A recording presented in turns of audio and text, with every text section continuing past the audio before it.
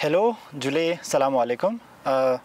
मेरा नाम ज़ाकिर है और मैं स्पामो का को-फाउंडर हूँ। आप में से बहुत सारे लोगों ने स्पामो का नाम पहले सुना होगा, लेकिन उन लोगों के लिए जिन्होंने जो ये पहली बार नाम सुन रहे हैं उनको मैं ये बताता चलूँ, ये जो स्पामो है ये एक पुरखी वर्ड है जिसका मतलब होता है विमेन वॉरियर्स।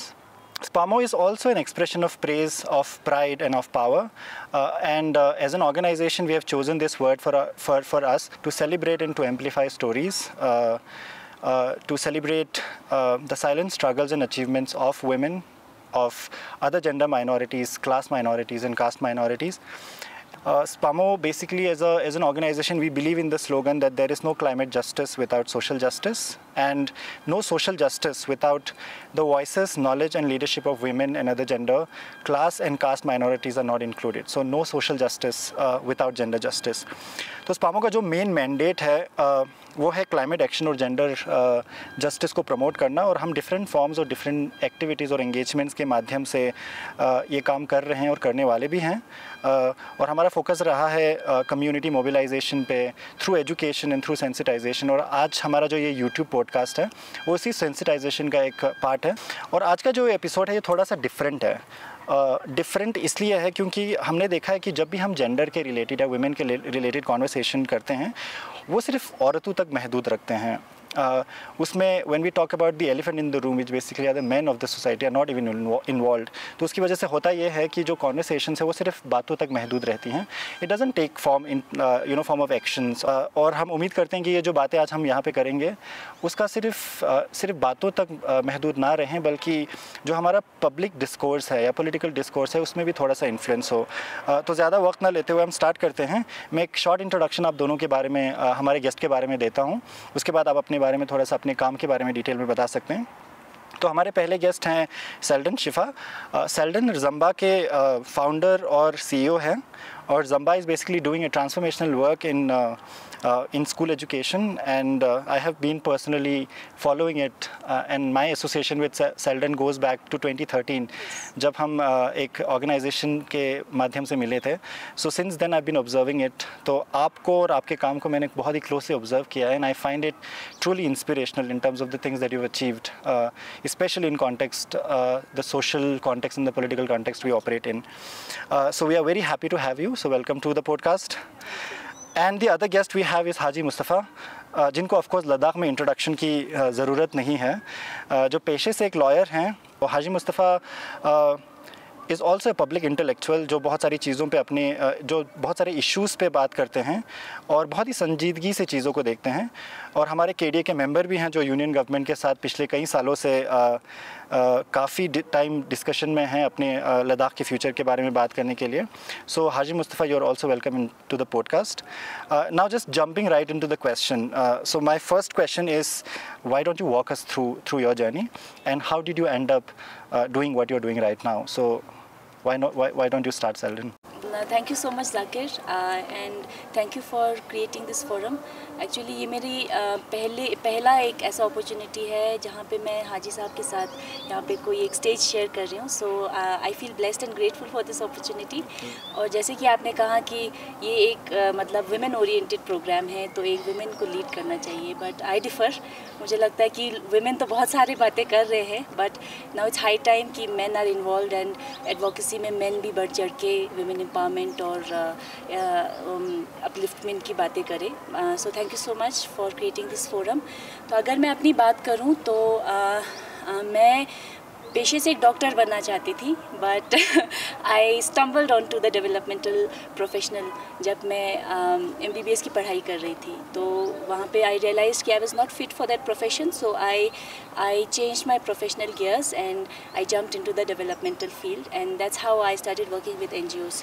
और मेरा NGO का सफ़र ऐसा रहा कि मैं बार बार स्टम्बल होकर एजुकेशन फील्ड में ही आई। मतलब जब भी किसी प्रोग्राम में थी तो eventually the main cause use to be education only.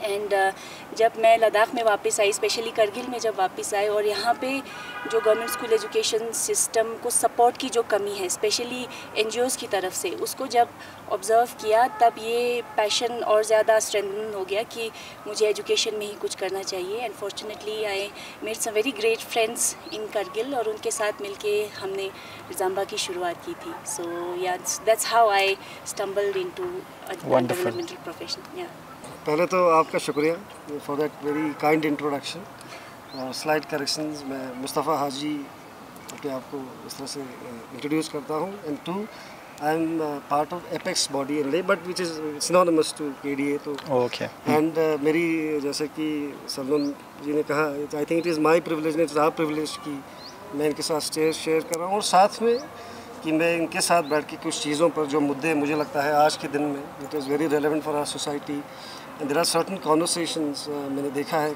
खुसूसन क्योंकि मैं Leh, I keep switching between Leh and Kargil a lot. In fact मैं अभी भी जस्ट ले से ही आया, तो something I have realised lacks in Kargil is that public discourse, public dialogue, debate, conversations मैंने कम देखे हैं बनिस्बत ले के। तो ऐसे में मैं समझता हूँ कि it's a very very good start, और आपकी स्पामो टीम को भी मेरी तरफ से बहुत शुभकामनाएं, and my best wishes are with you. And मेरी coming to my own introduction, मैं द्रास से बिलोंग करता हूँ। इनफैक्ट हम दोनों एक ही गाँव से आते हैं, मैं और Zakir, although he is I think rarely, काफ़ी कम रहे मुरादाबाद में हम दोनों।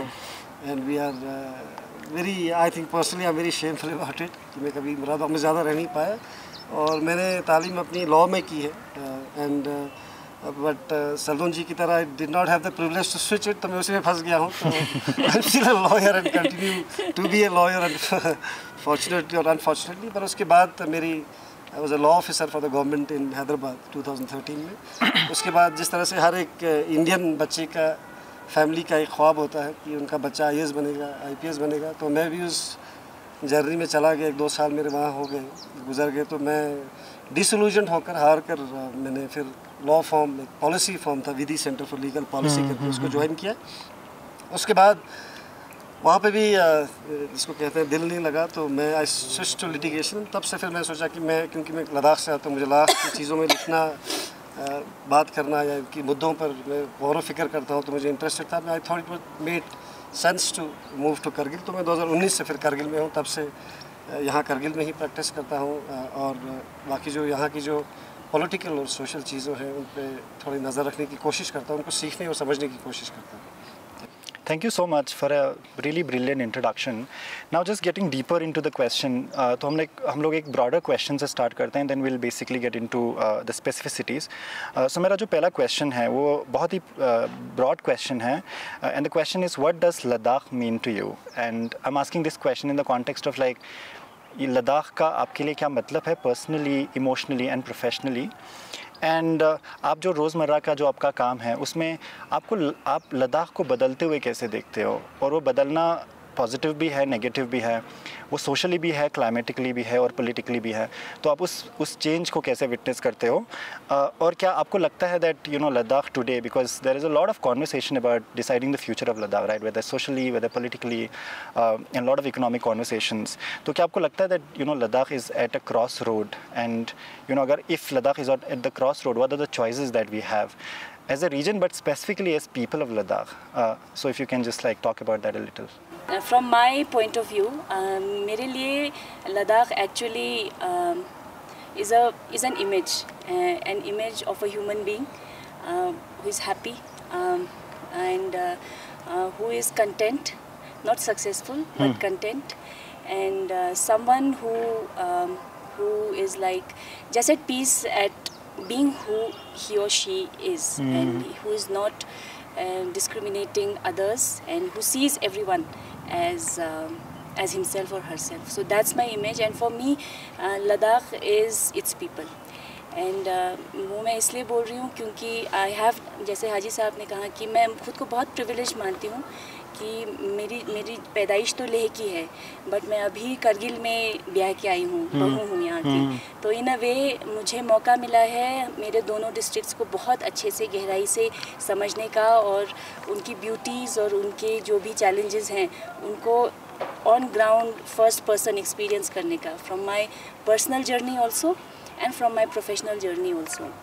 सो ऑफ कोर्स जैसे आपने बोला जाकिर, लद्दाख सच में एक क्रॉस रोड पे है एंड ये बोलते हुए मुझे थोड़ा दुख होता है कि हम both the districts we are so rich culturally and value wise, but हमने एक दूसरे से बहुत कम सीखा है इतने सारे सालों में. मतलब अगर मैं 6-7 साल पीछे की बात करूं तो बीइंग फ्रॉम लद्दाख मुझे खुद करगिल के बारे में नहीं पता था. Kargil used to be just a stop point in Kargil and then Dras, but who would have thought that you know I would eventually end up marrying in Dras and then getting to know this region even more deeply. So I think वो हमारे लिए बहुत दुख की बात है. And और developmentally भी हम दोनों डिस्ट्रिक्ट्स बहुत अलग अलग पायदान पे हैं. बिल्कुल. और उन पायदानों से हम एक दूसरे से बहुत अच्छे से सीख ले सकते हैं और आगे की जर्नी देयरफॉर एक साथ मिलके हम तय कर सकते हैं. तो उसके लिए अभी फॉर्चुनेटली क्योंकि यहाँ पे हाजी साहब भी हैं, तो हमारे KDA एपेक्स बॉडी के फॉर्म में हमारा एक बहुत अच्छा पहल हुआ है. So that's really good. And fortunately अभी पॉलिटिकली भी बहुत जेंडर वाइज बहुत कुछ हो रहा है with the reservation for women political leaders in the upcoming LHDC yes of course. So a lot of things and even policy wise भी, क्योंकि मैं एजुकेशन में काम करती हूँ, तो NEP I know there are few loopholes in that policy, but overall अगर हम पॉलिसी को देखें it's quite revolutionary. And I see Ladakh as a pilot जहाँ पे कि बहुत अच्छे से काम करके दिखाया जा सकता है अगर हम बहुत फोकस्ड और कॉन्टेक्स्ट बेस्ड सॉल्यूशंस अगर यहाँ पे हम NEP को मद्देनज़र रखते हुए हम उसको अप्लाई करें यहाँ पे. तो इवन इकोनॉमी जो आपने बोला, तो बहुत सारी चीज़ें बहुत जल्दी बदल रही हैं. And which is positive and it's also concerning because उसी हिसाब से हमारी सोसाइटी के बहुत सारे और पहलू भी बदलने चाहिए. बिल्कुल. वैल्यू से लेके, हमारी सोच से लेके, हमारे perspective towards the larger world and कहाँ लद्दाख जा रहा है उसके हिसाब से. तो उस हिसाब से अभी भी बहुत सारे चैलेंजेस हमें अपने आसपास देखने को मिलते हैं. सो अभी के लिए तो मैं लद्दाख के बारे में मेरी पर्सपेक्टिव अगर बोलूँ तो मैं इतना ही बोलना चाहूँगी. Interesting. We'll definitely get into deeper conversation after, but yeah. For me, especially क्योंकि हम आजकल के दौर में जिस तरह से लद्दाख नहीं पूरा दुनिया बदल चुका है कि सोशल मीडिया का दौर है और एक बेन भी एक बून भी है. तो ऐसे में आजकल जब आप देखते हैं कि किस तरह से a place like Palestine when people are getting displaced and people are getting environmentally displaced in Southeast Asia, in India also there's a अभी इस वक्त एक दौर चला है कि लोगों को यहाँ से वहाँ डिपोर्ट कर रहे हैं. तो इस तरह का एक दौर है. तो मुझे लगता है ऐसे में when I look at those people, जब तो एक दिल दुखी होता है, साथों साथ एक प्रिविलेज का ख्याल भी आता है. तो जब मुझे याद है जब जम्मू कश्मीर का UT जब बना था तो कई सारी चीज़ें थी, बहुत बुरा लगा. But at the same time कभी ऐसा लगता था कि लद्दाख में है तो कुछ सेफ़ है, कुछ चीज़ों को लेकर बहुत सारी चीज़ों को डिस्प्लेस होना नहीं है.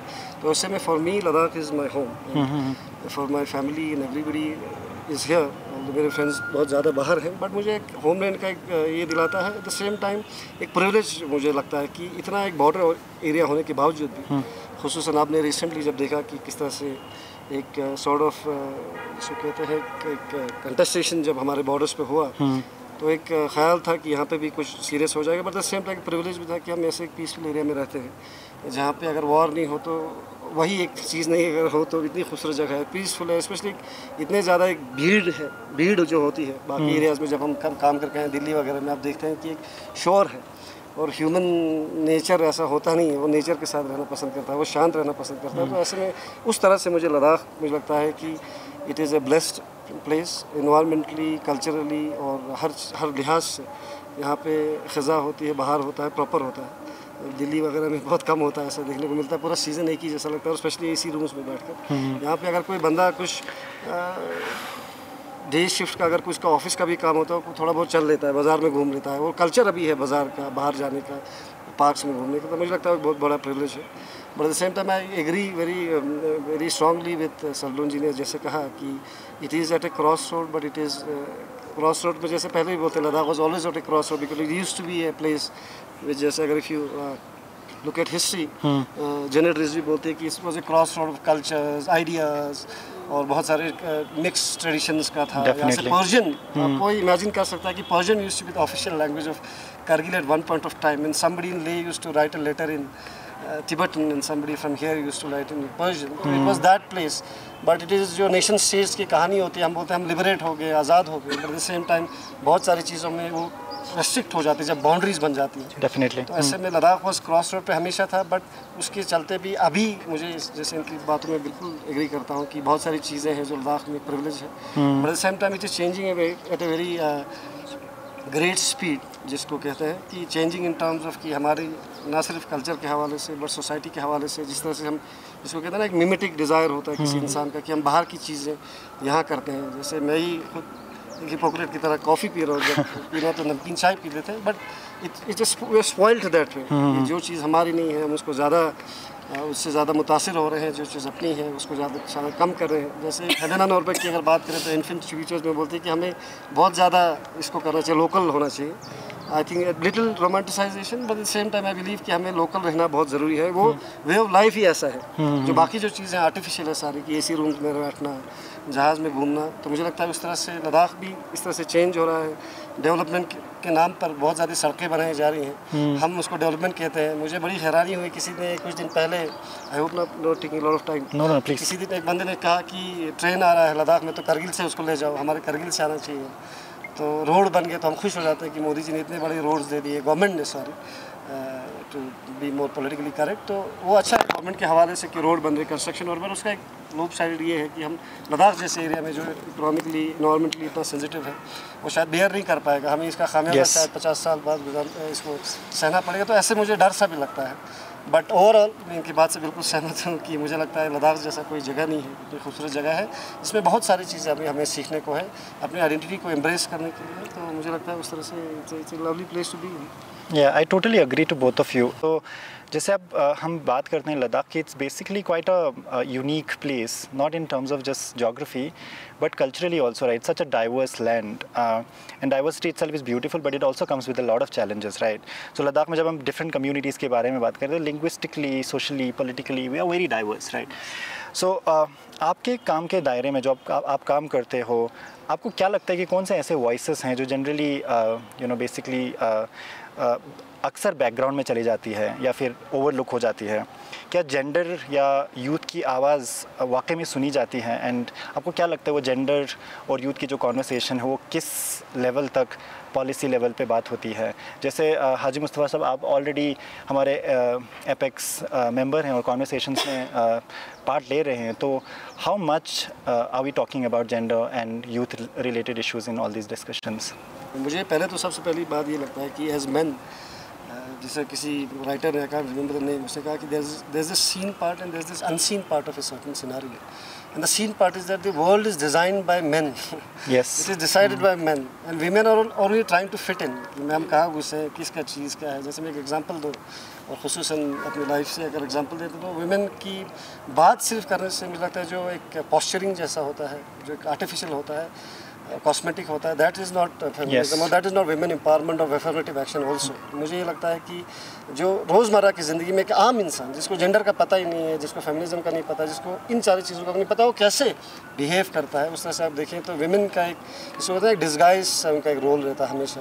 दे are being judged, they live in a society which is created by men and they are judged the most. जैसे मैं किसी घर की बात करता हूँ, अगर देखते हैं किसी घर की अगर बात है, कोई जैसे somebody like Sheldon who is a very progressive woman, I believe, in families, not this is इनका एग्जांपल नहीं, फैमिलीज ये भी एक्सपेक्ट करें कि दिन को ऑफिस जाके 100 काम करके आ रहे हैं जो पूरे गांव के मर्द ने नहीं किया है, शाम को आके उनको भी रोटी देना है. चलो नहीं बनाओगे, you have a help, but you will actually serve it. Yes. जो बंदा ड्यूटी करके आया है, जिसने शायद खुद की ज़िंदगी में इतना ही किया कि वो ड्यूटी जाता है, तो उसको सर्व करने का एक उसको एक्सपेक्टेशन होता है. That is natural, that is how we are wired. That wiring is very problematic. जिस तरह से हम वायर हुए तो उसको चेंज करने में बहुत टाइम लगता है. तो because of that wiring I see not just in Ladakh, otherwise also in India, I can not talk about other places. तो एक वायरिंग ऑलरेडी हो चुकी है. तो मैं अपने प्रिविलेज से बाहर आ ही नहीं पा रहा हूँ. मैं खुद से इतना सेंटर्ड हूँ कि मैं सोच नहीं पा रहा हूँ कि यार मेरी जो वाइफ है, मेरी सिस्टर, वो क्या फील करती है. सुबह जब उठ के वो रोटी बनाती है, मैं वॉक पे जा रहा हूँ, क्रिकेट खेलने जा रहा हूँ, वापस जाके मैं एक्सपेक्ट कर रहा हूँ कि मेरा रोटी तैयार हो, चाय तैयार हो, जैसे मैंने कोई तीर मारा है. बट उसका जो डिस्गाइज्ड, जिसको इकोनॉमिक टर्म्स में अनएम्प्लॉयमेंट भी बोलते हैं, डिस्गाइज्ड अनएम्प्लॉयमेंट, कहीं हमारे GDP में, हमारे पर कैपिटा इनकम में भी कहीं काउंटिंग होता है. Exactly. That is a privilege we should shed. हमें प्रिविलेज को शेड करने की ज़रूरत है कि मैं ज़रूरी नहीं हूँ, घर में कोई दूसरा इंसान है जो मेरा खाना बना रही है, रोटी बना रही है, ड्यूटी पे जा रही है, मेरे से बेहतर बच्चों को फीड कर रही है। तो as a parent also I realise, जब मैं एक फादर बना तो मैंने बहुत ज़्यादा रियलाइज़ किया कि यार प्रिविलेज इतने ज़्यादा मैं खुद से बाहर कभी आके देख नहीं पाया। तो that reflects in our community, that reflects in our apex KD, हर जगह, ना सिर्फ एपेक्स केडी की बात करो, ऑर्गेनाइजेशंस में वो जो एक सरसरी एक चीज़ होता है बट रियल टर्म नहीं होता है, वो होगा जब इनहेरिटेड हम इसको और बहुत ज़्यादा इंटरनलाइज करेंगे तभी हम इसको समझ पाते हैं। मैंने बहुत ज़्यादा गर्ल्स देखे जो बहुत ज़्यादा प्रोग्रेसिव है, बहुत ज़्यादा ठीक है, लेकिन उनको इनोवेटिव ट्रोल ही करते हैं, उनको चीज़ें ही बोलते हैं, वही एक मर्द कर रहा है उसको अप्रिशिएट करते हैं। तो आई थिंक उसको एक माइंडसेट अगर चेंज होगा। और लद्दाख के केस में मुझे लगता है कि it also suffers from the same problem where every patriarchal society suffers from. Yeah, thank you so much. I think I totally agree to you. Like it's so hardwired that sometimes like you need to be so self-aware about everything that's happening around. And sometimes I wonder कि जब हम circle of influence की बात करते हैं, because right now we are talking about gender roles and changing gender roles and talking about representation and inclusion, और कभी कभार मुझे लगता है that how do I create that circle of influence from home. और जब मैं वहाँ पे देखता हूँ तो मुझे लगता है that it's so difficult and so deep rooted, but I think that also doesn't mean that we stop the conversation, and I think that sensitivity and awareness is also something that can go a long way. But just like building on to that, मेरा जो question सेल्डन से वो ये है that how, because you been working in the education space for so long, right, सो आप education को as a tool not for learning but also for like climate and gender justice कैसे देखते हैं? तो जैसे मैंने शुरू में भी कहा Zakir that eventually everything fall down to education. तो एजुकेशन इज़ द फाउंडेशन, और जितना स्ट्रॉन्ग और डाइवर्सिफाइड और होलिस्टिक आपका एजुकेशन होगा उतनी अच्छी ही आपकी आने वाली फ्यूचर जनरेशंस होंगी, दैट्स फॉर श्योर। और उसको मुझे नहीं लगता कोई भी बोलेगा कि नहीं ऐसी बिल्कुल ऐसा नहीं है, and that's why I think I ended up working in education. तो I would like to build on what Haji Sahab said कि जैसे आपने ये क्वेश्चन भी पूछा था कि वॉइसेस किन की छुप रही है। exactly. तो मुझे लगता है ये पेट्रियार्कल माइंडसेट की वजह से हम सबकी ही वॉइसेस छुप रही है। That's true. And talking about Ladakh and talking about how spiritual and religious we are, I think हम वो स्पिरिचुअल हाइनेस हम अटेन ही नहीं कर सकते जब तक कि हम पेट्रियार्की को ठीक से समझें ना, फिर उससे निकलने की कोशिश ना करें, राइट। वही स्पिरिचुअल अवेकनिंग जो हम बोलते हैं वो उसकी पेट्रियार्की की वजह से किसी की भी आवाज़ आ नहीं पा रही एक्चुअली। तो men are thinking that they are privileged, और बहुत सारे उसमें है भी, लेकिन अगर आप अवेकनिंग और ख़ुद की डेवलपमेंट की बात करेंगे तो it's not a privilege actually, it's actually आपका ये एक क्या बोलते हैं, एक सेटबैक है कि आप खुद का ट्रू पोटेंशियल रियलाइज ही नहीं कर पाए। That's true. तो of course I know that women suffer करती हैं, बट मुझे लगता है equally men also suffer. That's true. Patriarchy की वजह से बहुत ही अनस्पोकन रिस्पॉन्सिबिलिटीज़ उन पे हैं जिनके बारे में वो बात ही नहीं कर सकते। That's तो true. अगर when we talk about men mental health, I think it's far more worse than women. Actually women at least we can express and share, but men due to this patriarchal mindset and everything वो खुद ही के अंदर फंस के सो actually men की voice भी नहीं आ रही है। That's true. I think there's a scientific reason for it also, that a lot of heart attacks that happens in men is because they're not able to express it. Yeah. So इसकी वजह से और and therefore the importance of involving men in advocacy, and मुझे लगता है कि अभी लद्दाख में fortunately बहुत सारे ऐसे male voices हैं who are speaking out. Yes. And like you said कि खुद के ही घर में काम करना सबसे ज़्यादा मुश्किल होता है, That's बट true. खुद ही के घर में काम करके ही चेंज आ सकता है। But I see a lot of men around me who are educated and who are actually trying to do something.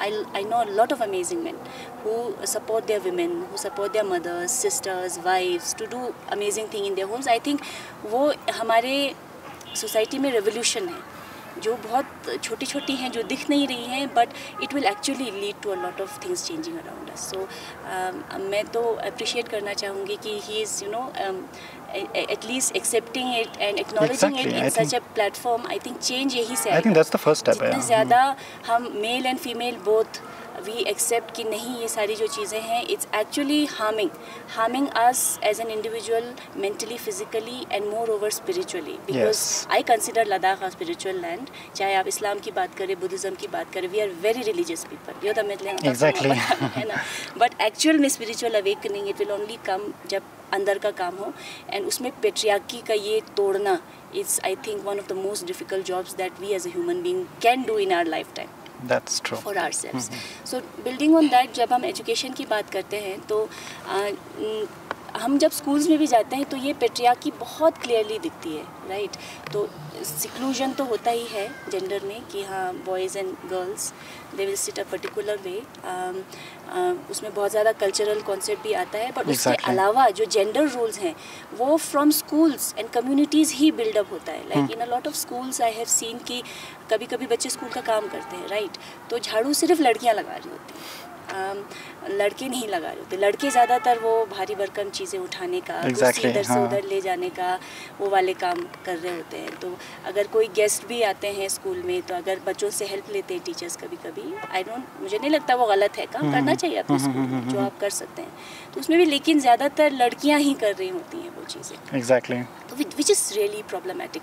तो यही चीज़ पे काम करने के लिए हम प्रोजेक्ट बेस्ड लर्निंग इंटीग्रेशन कराने की कोशिश कर रहे हैं स्कूल करिकुलम में. सो हमने कुछ प्रोजेक्ट्स स्कूल लेवल पे जेंडर को लेके हमने इंट्रोड्यूस करना शुरू किया है. जैसे एक चैप्टर है 1st-2nd ग्रेड में लाइवलीहुड्स पे, कि आपके आसपास कौन कौन सी लाइवलीहुड्स बच्चा देखता है. तो आप बुक में भी आप देखते हो कि पोस्टमैन हमेशा एक बंदा होता है मुझों वाला, मैंने नर्स होती है हमेशा एक लड़की होती है. क्यों होती है? तो हम उसके अराउंड हम कॉन्वर्सेशंस करते हैं छोटे बच्चों के साथ कि आपके आसपास क्या क्या प्रोफेशंस हैं. तो कोई बोलता है कि हाँ मतलब मेरी मम्मी तो घर में ही काम करती है, मेरे पापा गाड़ी चलाते हैं. बट देन कोई और बच्चा बोलता है कि नहीं मैडम आती है हमारे स्कूल में, मैडम भी तो गाड़ी चलाती हैं. सो हम उस लेवल पे ये छोटे छोटे कॉन्वर्सेशंस अभी बच्चों के साथ करने की हम कोशिश कर रहे हैं. और इवन कम्युनिटी में भी अगर जब हम जाते हैं तो ज़्यादातर जो वहाँ की जो विलेज एजुकेशन कमिटीज़ हैं ऑफ कोर्स वो पेट्रियार्कल होती हैं, ज़्यादातर मर्द हजरात होते हैं वहाँ पे, एंड उनकी विमेन वॉइसेस बहुत कम होती हैं. तो what we are trying to do कि हम उन विलेज एजुकेशन कमिटीज़ को इंक्लूसिव बनाने की कोशिश कर रहे हैं जहाँ पे कि एटलीस्ट 50% पार्टिसिपेशन हमारी माओं का, स्पेशली उन माओं का जिनके बच्चे उन स्कूल्स में पढ़ते हैं, उनका हो. और बहुत सारे लोकेशंस पे अभी ये भी हुआ है कि VC bodies purely women led भी हैं, हमारे ऐसे कुछ कम्युनिटीज़ भी हैं, and they are doing tremendous work. They are regularly coming to schools, asking teachers if they need any help from the community. अगर स्कूल को कुछ चाहिए तो they are coming to ZDO, CO offices and demanding those things. They are taking letters and writing memorandums. So a lot of things that we see are shifting, है ना.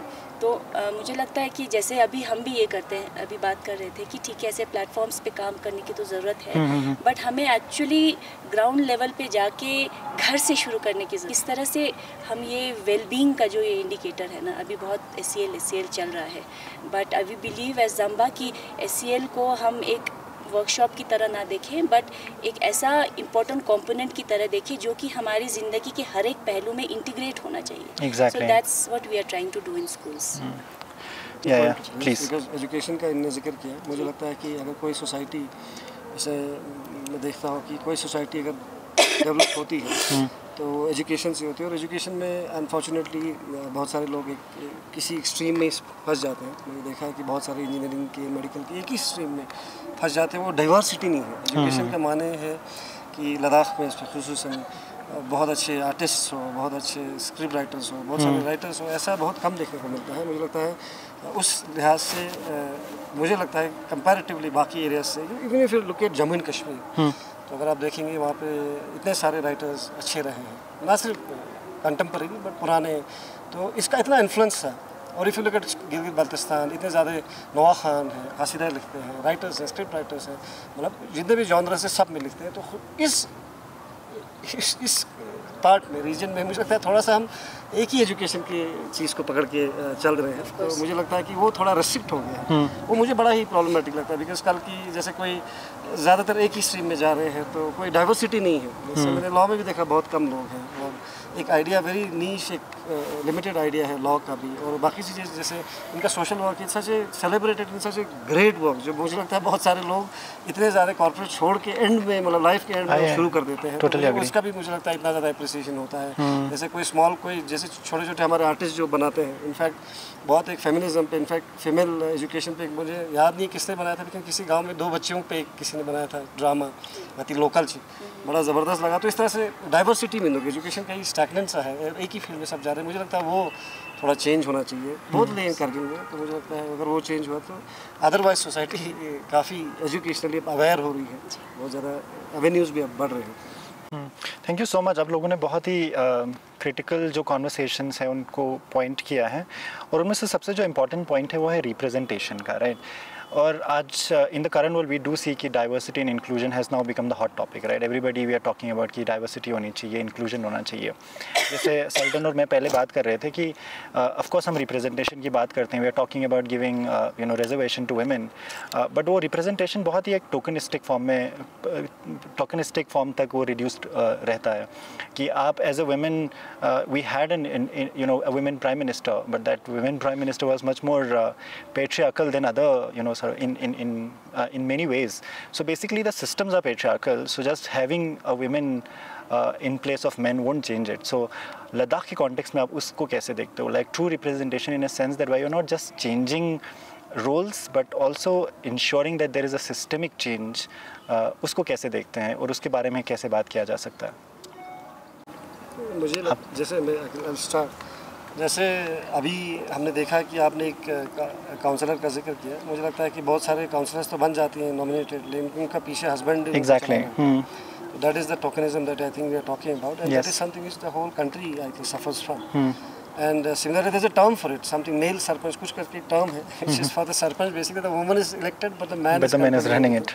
तो मुझे लगता है कि it is a problem that everybody is suffering from, and that is the reason why there is a huge section of people talking about women representation कि इसका affirmative action अच्छे से हो, सिर्फ टोकनिज्म ना हो। तो ऐसे लद्दाख में जैसे बट टोकनिज्म इसको एक्चुअल में करने के लिए भी there has to be some law which gives them representation. अभी 33% आया है, तो I think it is a watershed development in this जो हमारी लद्दाख की रिप्रेजेंटेशन होगी काउंसिल्स में। तो मुझे लगता है कि when there is one woman then it is very easy to malign her और remote control her, but if there are 8 women then they will have a team and they will not let other people influence them, so that will I think give them true representation। yes. मुझे लगता है उनका development होगा। तो ऐसे में मुझे लगता है कि इससे good change, but the same time society के लेवल पे ऐसा नहीं है कि मुझे लगता है लद्दाख में बहुत बुरा है, बट मैं जनरली कह रहा था कि जैसे अगर आप पॉलिटिकल रिप्रेजेंटेशन बहुत कम है, बहुत कम लोग आए हैं लद्दाख के। इनफैक्ट हमारी first MP was a woman member of parliament, पर उसके बाद एक्चुअल इलेक्शंस में वोट देख के मैंने भी देखा नज़रिया लोगों का भी वोट वोट बहुत सारा एक मतलब एक जेंडर बायस प्रेजुडिस हमें बहुत अपरेंटली दिखता है। तो वो वही फिर coming back to the same argument कि unless we do not change that whole psychology, because there is this theory also that sometimes people do not want successful women to be around them because it makes them feel uncomfortable, because they feel subservient to them, they feel lesser to them. There's a very interesting book called Seeking Shahrukh, Desperately Seeking Shahrukh by Sayana Bhattacharya. yes It basically talks about how gender roles के बारे में, gender के बारे में, तो वो भी feel करते हैं। तो सक्सेसफुल वुमन भी किसी को पसंद नहीं है। तो उस तरह का माइंडसेट अगर आप जेंडर इज जस्ट जेंडर में there can be multiple things, जैसे आजकल जैसे हम बहुत सारी चीज़ों के बारे में बात करते हैं, gender is very fluid, it is not just man and woman, it can not be compartmentalized that way. तो but in a place like not very I would say educationally or otherwise advanced, a place like Ladakh, so it is very difficult to sometimes talk about these issues. But you, as education only teaches you these things. When you teach, when you experience, when you meet people, you realize कि there is हमारा नज़रिया ही gender का ही नज़रिया ही गलत है starting to begin with, कि male female में उसको कंपार्टमेंटलाइज कर रहे हैं, उसका बहुत ज़्यादा बड़ा पैमाना है, बहुत बड़ा ज़्यादा उसका कन्वास है। तो ऐसे में मुझे लगता है सोसाइटी लद्दाख फिर भी मुझे लगता है बहुत सारी जगहों से it is quite better than most of the places I believe in India. Maybe Meghalaya would be a matrilineal like society, but Ladakh में उस तरह से मुझे लगता है जेंडर पैरिटी बहुत ज़्यादा देता है, बहुत ज़्यादा हमारी जो रिलीजियस जो इंस्टीट्यूशंस है मुझे लगता है बहुत ज़्यादा एक्नॉलेज करती है इस चीज़ को, बहुत ज़्यादा बायस बिल्कुल कम दिखता है। बहुत सारी चीज़ों में देखिए जो हमारी मेंटल वायरिंग ऐसी है, बट ऐसे में देखा है कि रिलीजियसली बहुत ज़्यादा इंकरेज किया जाता है। अगर एक मेल प्रोग्राम होता है, वुमेन प्रोग्राम भी हो रहा है, और उनमें हर चीज़ जो डिबेट डिस्कशन हो रहा है, क्योंकि वहाँ लिमिटेड डिस्कशन मेल सोसाइटी में भी हो रहा है। That is probably a reason why women के बारे में क्या ही करेंगे, मेल ही खुद बहुत चीज़ों पे डिस्कस नहीं करते, बहुत सारी चीज़ें हम एड्रेस नहीं करते हैं। तो उसकी वजह से जो चीज़ें मेन के लिए हो रहा है वो वेमेन के लिए हो रहा है, बोथ ले इन करगिल में। तो मुझे लगता है कि इस तरह से जो सेंसिटाइजेशन ऑलरेडी है लद्दाख में, बट उसको फर्दर और भी स्पेस देकर, ऐसे रिप्रेजेंटेशन देकर और भी पब्लिक डोमेन में उसको नॉर्मलाइज करने की ज़रूरत है। मेरे ख्याल से नॉर्मलाइजेशन एज सच मुझे लगता है नहीं है, and not only with respect to gender alone, but there are some communities जिनका कोई रिप्रेजेंटेशन नहीं है। It is limited to a certain, जैसे कारगिल की अगर हम बात करें तो कारगिल से मुराद होता है कारगिल सिटी, दूर दराज के इलाके हैं, जैसे ज़ांस्कर हो गया, द्रास हो गया, हमारे बहुत सारे द्रास के एरियाज़ हैं जिनका कोई शुमार कहीं पे नहीं होता है। They feel also alienated at some time. Leh में बहुत सारे चांगथांग का एरिया होगा, नुब्रा का, और रिप्रेजेंटेशन एक सेंट्रिक है, दैट इज़ जैसे क्लास एक प्रॉब्लम है। तो मुझे लगता है उन चीज़ों को अगर थोड़ा काम किया जाए तो Ladakh could actually set an example in चीज़ों में। Interesting. You want to? Yeah, I would definitely love to. जैसे कि इन्होंने कहा कि जो अभी पॉलिटिकल रिप्रेजेंटेशन की बात आई है, of course it's a huge breakthrough and a great milestone in the political landscape Of course. With respect to gender in Ladakh. और जैसा कि इन्होंने कहा there are challenges as well, but मुझे लगता है कि क्योंकि हमारी जो जगह है it's far better in terms of gender parity. Even when we talk about women's safety also, I consider Ladakh the safest for women. Of course कभी इक्की दुक्की हमें देखने को मिलते हैं और harassment abuses होते हैं, but अगर हम उसको mainland इंडिया से या rest part of the South Asia से अगर हम compare करेंगे, so I would consider myself the safest among all. And जो भी हमारे अभी society का outlook है and the way women are educating themselves and moving forward in all types of professions, I think इस अपॉर्चुनिटी को as women हम बहुत अच्छे से लेवरेज कर सकते हैं for deciding a political future for gender parity in Ladakh. Of course challenges आएंगी, बट आई वुड से कि इस अपॉर्चुनिटी को educated women should take as a challenge and starting from Leh, because I have high hopes from Leh, because वहाँ पे women education में काफ़ी revolutionary काम already हो चुके हैं, and a lot of women are doing amazing in all professions. Especially you have seen a lot of entrepreneurs and in all professions. अगर हम बात करें तो why not politics? And yes. I see a lot of potential candidates there. So I'll be rooting for what will happen in the next LHDC council elections, and then looking at that how then we can see it in Kargil, क्योंकि context बहुत अलग है। So Kargil में मुझे थोड़ा challenging लगता है क्योंकि यहाँ पे अभी उतना पॉलिटिकल रिप्रेजेंटेशन अभी और voices specially women voices in politics उतना स्ट्रॉन्ग नहीं है, लेकिन जब हम ग्राउंड पे जाके देखते हैं तो it's quite strong. Women votes and women he decide कर रही होती है, and of course there are male voices behind, but it's a very strong voice when it comes to voting and who they are going to vote. And wow. I see actually women going and convincing each other to vote for a certain person. So कुछ power dynamics तो है ground पे. So it will be very interesting to see कि वो किस तरह से translate होके mainstream में आता है. So it's a really path-breaking thing to happen in Ladakh. और अभी recently Women's Day का प्रोग्राम हुआ था, तो वहाँ पे वही हम बात कर रहे थे कि as a society, especially the young people of Ladakh, we should aspire for a society जहाँ पे कि अब ये रिजर्वेशन धीरे धीरे हटे एंड वहाँ पे एक औरत खड़ी हो, उसको वोट आए, वो एक मर्द से जीते और फिर वो लीड करे. So I think it's a good start to go towards that future. I think we already have an example and we just hope that ऐसे और ज़्यादा stories हमारे सामने आए. At one point. Yes, please. Just to carry forward from there.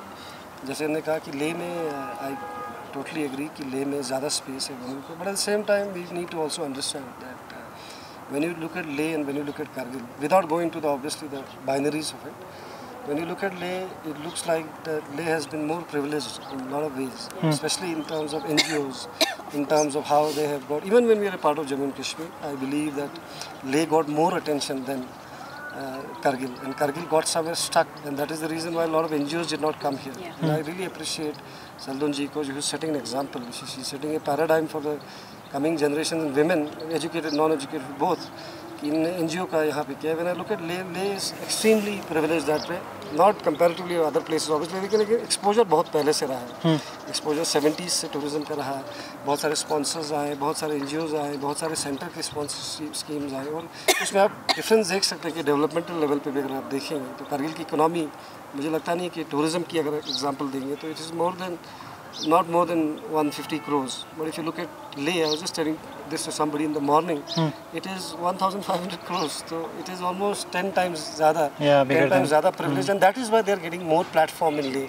उसी तरह से मैं आपको स्टार्टिंग से ये बोलने की कोशिश करता है, वो डाइवर्सिटी इसलिए बढ़ जाती है because you are getting more avenues. Kargil में वो avenues गवर्नमेंट की तरफ से बहुत कम आए, बट कारगिल की सोसाइटी मुझे लगता है कि मैंने लुक एट इट, जैसे एक मिसकंसेप्शन ये भी है कि लेह में बहुत ज़्यादा लिबरल है लोग, जो कि बहुत अच्छी बात है, बहुत कारगिल में the same we come from the same community. Kargil में भी मुझे लगता है बहुत सारी चीज़ों को लेके कारगिल सरप्राइजिंग बहुत ज़्यादा लिबरल है, बहुत सारी चीज़ों को लेके। I think you are just discussing that, तो अब लगता है कि बहुत सारे दूर से आके ऐसा लगता है कि पता नहीं क्या, एक रिलीजियस एक बहुत ज़्यादा एक डॉगमैटिक, बहुत ज़्यादा कंजर्वेटिव स्पेस है, but if you look at Kargil and look at other various things that people are doing here, girls specially, जिसको जो एक मतलब माइनॉरिटी मुझे लगता है कम्युनिटी है, तो काफ़ी सरप्राइजिंग है। तो मुझे लगता है अगर एवेन्यूज़ अगर मिल जाए तो मुझे लगता है कारगिल में जिस तरह से इनका एक इनिशिएटिव है, I think that is wonderful. If people are given, I am very sure in रोज़ एक्सपीरियंस करते हैं, क्योंकि और अगर अपॉर्चुनिटीज़ दे दो तो कारगिल भी काफ़ी ज़्यादा इस चीज़ पे बहुत अच्छा मुझे लगता है काम कर सकती है। Okay, just a small question. Why don't we talk about climate? Why there's no climate discourse in Ladakh? No, because we are ecologically such a sensitive. We are seeing all the climate impacts so vividly from last few years, right? So clearly कि हमारे glaciers melt हो रहे हैं, flash floods आ रहे हैं, but still the conversation is nowhere. Like it seems कि जैसे ही वो event ख़त्म हो जाता है, हम भूल जाते हैं कि climate change है. And I think that discourses now have taken much more relevance since that protest that Sonam Wangchuk had taken, and I think the whole conversation that Apex and KD is also having. But generally, आपको क्या लगता है why there's no conversation about it in like education spaces, policy spaces? We do not have in our discourses. We do not talk about environment on a daily basis. Yes, of course. कितना ज़्यादा at a very great speed the pattern is changing obviously. And, environmental pattern change हो रहे हैं। कभी जून में, I remember 2022 में अक्टूबर में हमारी शादी थी, शादी ही रुक गई बिकॉज बर्फ़ गिर गई। तो क्लाइमेट चेंज बहुत ज़्यादा है, पानी बिल्कुल कम हो गया है। तो उस पर मुझे लगता है कि there are two ways to look at it. One is that literally कितने लोग इस पर बात कर रहे हैं, कितने लिख रहे हैं। तो as a society also, because I think कि it is we are very small society, इसमें बहुत कम लोग वैसे ही हैं। तो कितने ही लोग अगर बात करते हैं बहुत कम लगते हैं। सोनम वांगचुक साहब है, he speaks, he is very advocate of, मुझे लगता है इन्वायरमेंट की वजह से है, ही स्पीक्स ग्लोबली। उसी से लेकर हमारे एपेक्स और KD भी, one of the demands is that the reason why we are saying that Ladakh should be safeguarded is that one of the primary concern is that it should be environmentally protected, which basically means that you cannot have the same infrastructure and same kind of development that you have in the mainland in Ladakh. And that is one of our main agendas. In fact, when we say 6 schedule, it does not mean कि लोगों को सिर्फ job देना है. It means that it is a very comprehensive understanding of it. It means basically means that we need to protect the environment from ourselves also. Yes. People also. हमसे खुद को बचाने की भी ज़रूरत है. तो इस तरह से मुझे लगता है उस लेवल पे बात हो रही है. तो लीगली और अदरवाइज पॉलिसी के टर्म्स से मुझे लगता है डिग्रेडेशन ही हो रहा है, क्योंकि इतनी सड़कें बन रही हैं, ट्रेन आने की बात चल रही है, तो उस सबसे तो डिग्रेडेशन ही हो रहा है। तो एक इसको होता है कि ना एक कैपिटलिस्टिक एक आइडिया है लद्दाख के लिए लोगों को ख़राब करने का, और रियलाइज़ नहीं कर पा रहे। तो गवर्नमेंट ऑफ इंडिया भी अनफॉर्चुनेटली इसको देख नहीं पा रही है लद्दाख को, तो इकोनॉमिकल टर्म्स में इसको देखा जा रहा है। तो मुझे लगता है वॉइसेस हैं उसको और ज़्यादा एम्पलीफाई करने की ज़रूरत है। अगर लद्दाख को गवर्नमेंट ऑफ इंडिया अगर वो प्रोटेक्शन देती है 6 शेड्यूल का या something like statehood with protection under 371, तो that is also encompasses those protections that we talk about. Environmental protection इसमें ऑलरेडी आता है। तो अगर एक मुहिम है जिसमें एक्सप्लिसिटली अगर आपको ज़ाहिरी तौर पर अगर नहीं दिखता है, but it has a very deep message what we are trying to basically say is that to protect the environment which basically includes us also. जैसे बालू और इंसान का मैं देख रहा था कॉन्फ्लिक्ट है, तो इट इज़ वो हम सब उसमें आते हैं। जैसे किसी ने मैंने एक वीडियो शेयर किया था बालू जिसको रेस्क्यू किया, तो किसी शख्स ने कहा कि भाई ये शाम को जाके इतना नुकसान करता है बालू, तुम क्या बालू के बारे में कर रहे हो? तो मैंने बोला he is a part of our society. तो उसने बोला अच्छा बालू और इंसान एक जैसे हो गए, तो that also comes from a certain understanding. It's a debate, different debate all together, कि उसका बात भी सही है। But at the same time what I basically trying to say is that कि हमारी कम्युनिटी में environment is a part of our daily जो डिस्कोर्स है उसका पार्ट है। तो उस पर बात चल रही है, तो इन चीज़ों पर भी डायरेक्टली मुझे लगता है आप शायद आपसे मुराद यही था कि डायरेक्टली शायद बात नहीं हो पा रही। मेरा मानना है there's a disconnect. I mean, of course there's a political conversation happening, but policy wise we see development in terms of constructions, building roads. जी उस पे हम बात नहीं हो रही, तो मुझे लगता है उस पे बात करना बहुत ज़्यादा ज़रूरी है, बात कम हो रही है। और अगर हम ग्राउंड की बात करें ना, तो क्योंकि हम बहुत रूरल कम्युनिटीज़ में जाते हैं और मुझे पता है हम सब एक्सपीरियंस करते हैं अपने आसपास कि गति गाँव गुनेना अभी इतना पोल्यूशन लेवल बढ़ गया है, स्पेशली प्लास्टिक पोल्यूशन। तो अब एक्चुअली प्रॉब्लम पॉलिसी का यही है कि वो इंटेलेक्चुअल क्लास में फंस के रह जाता है। Okay. बिकम्स लाइक कि बोर्ड मीटिंग हो रहा है, डिस्कस हो गया, ये होना चाहिए, वो होना चाहिए, हम जाएंगे, हम ग्लोबली भी बात करेंगे, बट फिर जो वो ग्राउंड ज़ीरो पे जो आदमी है ना, वो उसके साथ कनेक्ट नहीं बना पाता. So there is a huge class gap Exactly, yeah, we were talking about it. that we experience it when we go into the rural settings while we work with the people. तो वो जो आम आदमी है, जो एक गांव के लद्दाख के गांव में खेत में काम कर रहा है, अपने गाय बैल वो कर रहा है, तो एक्चुअली और जिसके पास अभी इतने सारे मॉडर्न अम्यूनिटीज़ हैं, डायपर्स हैं, प्लास्टिक है जो कि सस्ता है और जो उनकी ज़िंदगी को आसान बना रहा है, तो वो उसी डिस्कोर्स में है. बट ये जो पॉलिसी के लेवल की और जो इंटेलेक्चुअल क्लास में और जो भी ये रिफॉर्म्स के लेवल की बात हो रही है, एक्चुअली उसको जोड़ने के लिए बीच में कुछ एवेन्यूज़ बनाए नहीं जा रहे हैं. Exactly. और जो इसके अराउंड जो भी सिस्टमिक बॉडीज़ हैं, एडमिनिस्ट्रेटिव बॉडीज़ हैं, वो भी इस तरह से सोच नहीं पा रहे हैं. चलो कूड़ा तो आ रहा है, बट इस कूड़े को तो ख़त्म करना है ना. ये तो नहीं कि कूड़े को उठा के कहाँ ले जाना है, ये मुद्दा नहीं है. मुद्दा है कि हम कूड़े को ख़त्म कैसे करें, प्लास्टिक को ख़त्म कैसे करें, कारगिल को नो प्लास्टिक जोन कैसे बनाएं. प्रॉब्लम ये है, उस पर बात नहीं हो रही है. हम सिर्फ शॉर्ट टर्म देख रहे हैं कि अभी कूड़ा है तो कूड़ा सिटी साफ़ लगना चाहिए, गांव साफ़ लगना चाहिए. कूड़ा वहाँ से उठ के कहाँ जा रहा है, उसका क्या हो रहा है, और लोग कूड़े को कम कैसे कर सकते हैं, स्पेशली गांव में, हमारे रूरल कम्युनिटीज़ में हमारे प्लास्टिक कम कैसे हो सकता है, हमारे सिटी में प्लास्टिक कम कैसे हो सकता है, किस तरह से टूरिज़्म को इसके जोड़ के देखा जा सकता है. इस पर सिर्फ बातें हो रही हैं, कुछ हो नहीं रहा है. Exactly. Practical and grass root level पे कुछ काम हो नहीं रहा है. अब मुझे उसमें लगता है कि अगर लेह में थोड़ा ज़्यादा काम हुआ है, specially in terms of waste management, वहाँ पे काफ़ी हद तक प्लास्टिक कंट्रोल हुआ है, और जो कि करगिल में करने की ज़रूरत है, जो हो नहीं पा रहा है. और लेह में भी बहुत, जैसे टूरिज़्म से ही रिलेटेड है, जैसे अभी हाजी साहब ने कहा कि क्योंकि सारी दुनिया ही अभी कैपिटलिस्ट है, तो वो कैपिटलिज्म, हम तो बहुत छोटी सी community, of course it will affect our people. तो उसको देयरफॉर केटर करने के लिए 6 शेड्यूल क्यों ज़रूरी है? Why do we need our own policies and why do we need such people to form such policies? तो वो सारे उसी conversation. I totally agree to both of you, and right now when we are talking about hyper-connected world, right, there's the issue of populism, the issue of tribalism or territorialism. It's basically a very strange intersection, right, जहाँ पे एक time पे हम लोग बात करते हैं that we are part of the global village, but at the same time we are also become very territorial कि भाई हमें अपना ये जो लैंड है, जो कल्चर है, उसको प्रोटेक्ट करना है. And specially when you said that Ladakh, you look at it as a spiritual region, and where हमारा ट्रेडिशन बहुत ज़्यादा स्ट्रॉन्ग है because we are very religious in that sense.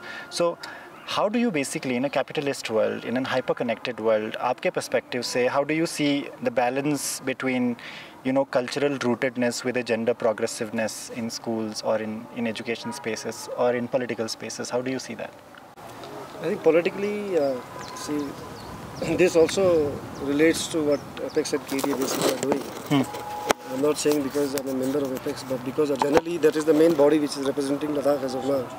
तो मुझे ऐसा लगता है कि वन वे हम कहते हैं कि हमें इंडिया से कनेक्ट करना चाहिए, मेन लैंड से ग्लोबलाइजेशन होना चाहिए, जो हुआ भी इंडिया में, but at the same time हम बोलते हैं कि हमें प्रोटेक्ट भी करना चाहिए. तो इस पर एक आर्गूमेंट बार बार ये आता है. मैं general political point of view come to the education part later on. तो उसमें ये होता है कि फॉर दैट कास्ट का सबसे बड़ा एक मुद्दा कास्ट का ये होता है. जब भी कोई कास्ट की बात करता है तो बोलता है कि कास्ट सेंसस करो फॉर एग्जाम्पल, और कहा कि कास्ट रिजर्वेशन से हमारे मेरिट को बहुत ज़्यादा लॉस हो रहा है.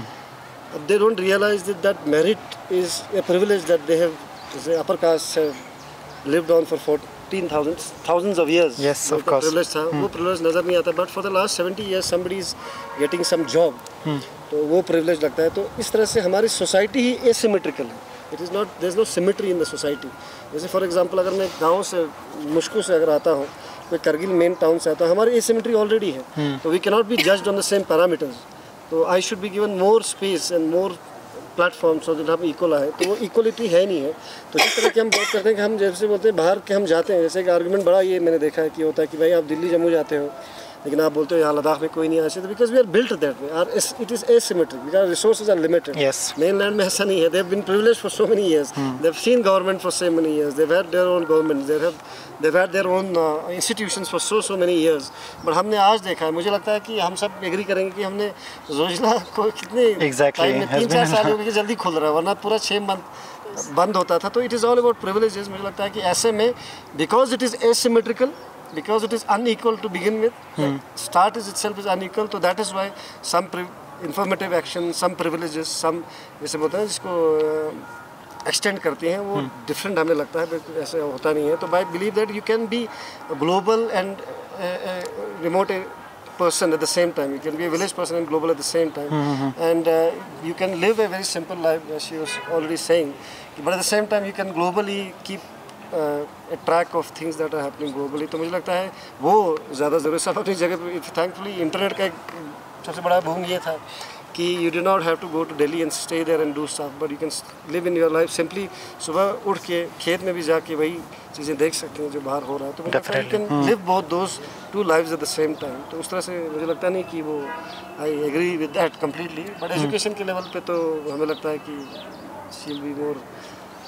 Definitely, yeah. Let's hear from her. बताइए please. तो वही we are at a crossroads. हम पहले भी यही बात कर रहे थे लद्दाख में. Yes. जब भी उन्होंने बात की प्रिविलेज की, तो मुझे लगता है कि बहुत सारे लोग इस बात को लेके बहुत डिस्कनेक्ट फील करते हैं कि भाई लद्दाखी ऐसे क्यों बोलते हैं कि यहाँ पे बाहर के लोग नहीं आना चाहिए, या बाहर में ज़्यादा मतलब लद्दाखी लोगों को यहाँ पे ही रहना चाहिए, उनको ज़्यादा प्रिविलेजेस होने चाहिए, because they are the natives over here, right. So we all know the case of America, right, जहाँ पे कि जो एक्चुअल अमेरिकन हैं they actually later on they disappeared from America, and that has actually not benefited America in the longer run. जब अब हम sustainability और इस सब की बात करते हैं, and because we are talking about capitalism, तो if we open Ladakh to this global world, like open up as we expect us to open up globally, तो वो जो कैपिटलिज्म है वो कहीं ना कहीं हमारे इस जगह को खा जाएगा. एंड द वैल्यू, और जो हम बोल रहे थे कि आप लद्दाख को किस तरह से देखते हैं, और ये जो पिक्चर हमारे दिमाग में लद्दाख की है और जो लद्दाख हम देखना चाहते हैं आगे, वो यहाँ पे होगा नहीं actually. So it will be destroyed, our ecosystem will be destroyed, our indigenous culture will be impacted. इसका मतलब ये नहीं कि that we don't welcome people from outside, we welcome them, but ये है कि सब को केटर लद्दाख नहीं कर सकते. Ladakh is not suited for industries. अगर कोई इंडस्ट्री लग गई एन नंबर के लिए, वो बंदा तो बेनिफिट करेगा, but what for the longer run, what for the indigenous community. तो ये समझ बनाने की बहुत ज़्यादा ज़रूरत है, बाहर वालों से ज़्यादा अभी अपने खुद के लोगों की, कि बिकॉज हम भी बहुत कैपिटलिस्टिक हो रहे हैं. तो ये सोचना कि आगे आने वाले 10 लद्दाखी जनरेशंस क्या ऐसी ज़िंदगी बिता रहे होंगे जैसे अभी हम बिता रहे हैं या हमारे फोर फादर्स बिता चुके होंगे. तो जैसे कि उन्होंने कहा कि we can be global but being local needs to be rooted. मतलब हम करें, हम तरक्की करें, हमारा ज़िंदगी और कंफर्टेबल हो, अच्छे रोड्स बने, अच्छे घर बने, but suitable for this ecosystem, suitable for maintaining the cultural diversity and the value that Ladakh brings, I think, not just for India but for the whole world. And also to add, जैसे हम जब argue करते हैं कि लद्दाख को protect करने की ज़रूरत है, वी नीड टू अंडरस्टैंड. जैसे आपने अभी जब ऑपरेशन सिंदूर हुआ, तो we saw lot of jingoism, lot of of course war mongering. तो हमने देखा कि but these are the people who do not realize that जो बॉर्डर पे लोग रहते हैं वो किस तरह की रियलिटीज़ जीते हैं. That's so true. तो they don't realize कि हम किस तरह से वॉर को देखते हैं. तो हमारी कोई वॉइस उसमें नहीं होती, जो चीज़ हम पे गुजर रही है उसमें हमारी वॉइस नहीं है. तो आप इस पर समझिए डिस्पैरिटी कितनी ज़्यादा है. तो I think the onus is on the main stream to understand that this is a resource. The people of Ladakh, the resources of Ladakh, environment, the water, the mountains, these are a resource for the country. So we need to protect it. हमारे country में pollution में वैसे ही इतना बुरा हाल है, तो ऐसे में मुझे लगता है कि इसको प्रोटेक्ट करने की ज़रूरत है. और इंडिजिनस लोगों को ज़रूरत है कि जिसका आइडिया मुझे लगता है डॉक्टर बाबा साहब अम्बेडकर का ये था, the whole idea of right to equality, the whole idea of जो रिजर्वेशन का था, और टू इस सिमेट्रिकली देखना सोसाइटीज़ को, ये था कि उसको समझने की ज़रूरत है. जो प्रिविलेज लोग हैं जिनने इतने सालों, हज़ारों सालों प्रिविलेज देखा है, तो हमारी इस चीज़ को अंडरस्टैंड करने की ज़रूरत है, जो अभी भी अंडरस्टैंडिंग में. वॉर का मैं एग्जाम्पल इसलिए दे रहा था क्योंकि वॉर से तो हम गुजर रहे थे, हाई अलर्ट पे हम थे, रोशनी हमारी चलेगी, कर्फ्यू हमारा लग गया, बट उस पर कोई बात कर नहीं रहा. तो ऐसे में that is their onus talk about the environment as well as security, national security. definitely, and that makes Ladakh a very interesting place. That is the crossroad we are talking about, not just in terms of culture and ideas and literature, but also in terms of how those countries are crossroads in Ladakh. We have heard about the great game जो होता था Russia और China का, it still continues, and the whole China, हमारी जो inter policy जो South East Asia की, वो सारा determine Ladakh से होता, तो ऐसे में it becomes a very important place, which the government of India also needs to understand, and the people in the mainland also need to understand, and unfortunately none of them are understanding. हम इसी बारे में बात करते हैं. Thank you so much. I think now we can actually come towards closing the conversation. But on the closing, I wanted to basically make you imagine, right? Like in the beginning, I actually asked you a question कि आप लद्दाख को कैसे देखते हैं? But first, if you can talk about the biggest challenge that you think, in your point of view, that we have in Ladakh, और साथ में आप अगर visualize कर सकते हैं, like what kind of Ladakh you are expecting, and that visualization and imagination that you can share with us, and then we can basically like close the conversation. So I think currently the biggest challenge from my perspective is jingoism जो है पूरे world में और even in our country वो ज़्यादा हो रहा है अभी लद्दाख में. A lot of things are happening and it's happening very fast and in that process we are not being able to actually process कि हो क्या रहा है and how it is going to affect us the long term. We are focusing on short term gains and we are actually losing focus and our hold on the value system and the quality of life that we have over here, and therefore how to maintain it for the longer run. I think that's the biggest challenge because बहुत कुछ हो रहा है हर sector में और उसका सिर्फ एक ही कोर है, लेकिन वो कोर हम पकड़ नहीं पा रहे. उसको लेके बातचीत बहुत कम हो रही है.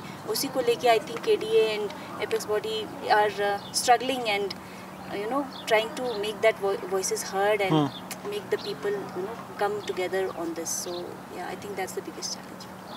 And how would you visualize? Okay, so there are two visuals, but I being the optimistic me that I am, I see Ladakh as a very progressive society, rooted in its values, culture, and unity and diversity that we have always represented. Beautiful. So, yeah, that's how. For me also, I think one of the biggest challenges obviously is that which we are going through as of now is that we do not have enough safeguards. अगर हम environment को तभी protect कर पाएंगे जब environmentally कोई safeguard होगी लद्दाख में. तो मुझे लगता है अगर वो challenges जो हमारे movement है हमारे लद्दाख की, which basically the Apex and KDA बार-बार मैं इसलिए जिक्र कर रहा हूँ, they are advocating for Ladakh. Of course. Because if these demands are met, I think then it could be saved environmentally और जितने भी concerns है बाकी. I completely agree. I think Ladakh is one of the most beautiful places. जितनी limited मैंने दुनिया देखी है, it is one of the most peaceful places despite being a border area. And in terms जैसे somebody like जैसे writers who write about Ladakh, they say that is the paradox of Ladakh, that despite being on a border area, one of the most peaceful areas. तो जैसे Mahmood, a lot of writers have said about this as to how कि जो सबसे ज़्यादा dangerous जो चीज़ लगता है उसमें सबसे ज़्यादा कभी-कभी सुकून होता है. जैसे होता है आई जो होता है storm का, तूफान का जो storm का जो आई होता है सबसे ज़्यादा quiet होता है. तो Ladakh is like that for me. And how do I imagine Ladakh? I believe that Ladakh is not just an asset for the Ladakhis, it is an asset for the whole country. Thank you so much, Seldon Shifa or Mustafa Haji, for this brilliant conversation. And I think it's a very interesting note to close on, जहाँ पे हम बता रहे हैं that the protection of Ladakh or the things that we are talking about Ladakh, it's not about just Ladakh, but it has a lot of message and way that we can show to the world. And I think that's a very interesting line to close on. And I just definitely want to say super thank you for you to join us to basically get time and being in this podcast. And I just hope that कि ये जो conversation है ये सिर्फ बातों तक महदूद ना रहे, बल्कि एक पब्लिक डिस्कोर्स का पार्ट बने, एक पॉलिसी डिस्कोर्स का पार्ट बने. तो इसी होप के साथ हम ये कॉन्वर्सेशन क्लोज करते हैं. Thank you so much.